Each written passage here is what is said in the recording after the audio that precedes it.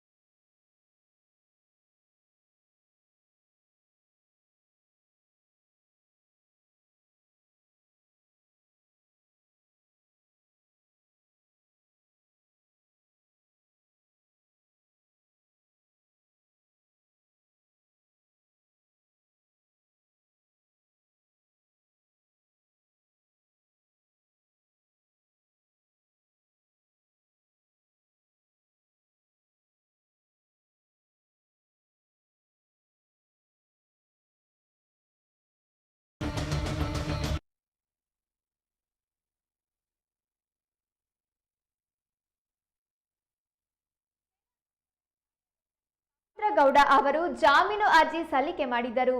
ತಮ್ಮಿಂದ ರೇಣುಕಸ್ವಾಮಿ ನಿಧನ ಹೊಂದಿಲ್ಲ ಎಂಬುದನ್ನು ಸೇರಿದಂತೆ ತಾನು ಮಹಿಳೆ ಹಾಗೂ ಸಿಂಗಲ್ ಮದರ್ ಆಗಿದ್ದು ಮಗಳ ಆರೈಕೆ ಮಾಡಬೇಕು ಇನ್ನಿತರೆ ಕಾರಣಗಳನ್ನ ಪವಿತ್ರ ಗೌಡ ನೀಡಿದರು. ಆದರೆ ಯಾವುದೇ ಕಾರಣವನ್ನ ನ್ಯಾಯಾಲಯ ಪರಿಗಣಿಸಿಲ್ಲ. ಪವಿತ್ರ ಅವರ ಜಾಮೀನು ಅರ್ಜಿನ ಕೆಳ ಹಂತದ ನ್ಯಾಯಾಲಯ ರದ್ದು ಮಾಡಿದೆ. ಪವಿತ್ರ ಗೌಡ ಅವರು ಸಲ್ಲಿಸಿದ್ದ ಜಾಮೀನು ಅರ್ಜಿಯ ವಿಚಾರಣೆ 57ನೇ ಸೆಷನ್ಸ್ ನ್ಯಾಯಾಲಯದಲ್ಲಿ ನಡೆದಿತ್ತು. ನ್ಯಾಯಾಧೀಶ ಐಪಿ ನಾಯಕ್ ಅವರು ವಿಚಾರಣೆ ನಡೆಸಿ ಅರ್ಜಿಯನ್ನ ವಜಾ ಮಾಡಿದ್ದಾರೆ. ಪವಿತ್ರ ಗೌಡ ಅವರು ಇದೀಗ ಹೈಕೋರ್ಟ್ನಲ್ಲಿ ಜಾಮೀನಿಗೆ ಅರ್ಜಿ ಸಲ್ಲಿಸಿರುತ್ತಾರೆಯೇ ಎಂಬುದನ್ನು ಕಾದು ನೋಡಬೇಕಾಗಿದೆ.